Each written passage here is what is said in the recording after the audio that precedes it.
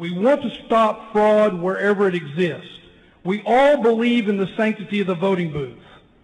So how is it possible that voter ID is not just divisive, but wrenching?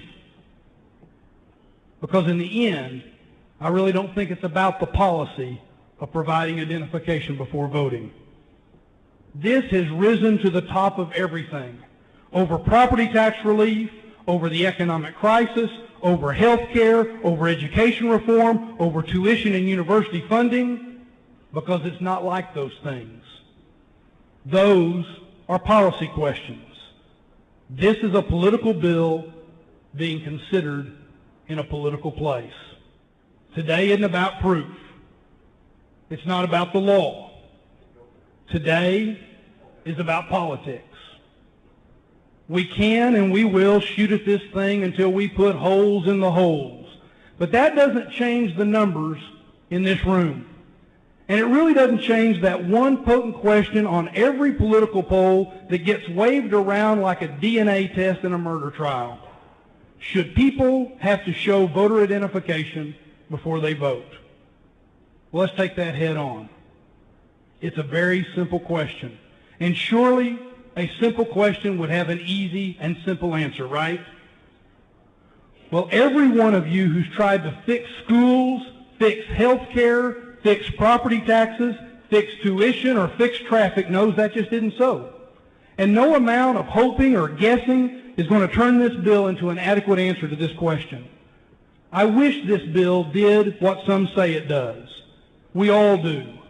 Every single one of us on this floor wishes we could end all voter fraud and maintain full access to voting without costing the state or the counties a single dime. But if that bill exists, members, this one sure isn't it.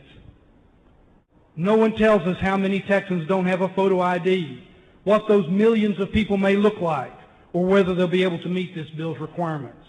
And no one has shown a single study or say for sure just how common it is to have all of these shards of paper that we in this chamber seem to take for granted. No one, frankly, has demonstrated a level of thought and care that gives me any confidence that this bill stands a chance of holding up outside these partisan confines and partisan rules. And that should be troubling to all of us.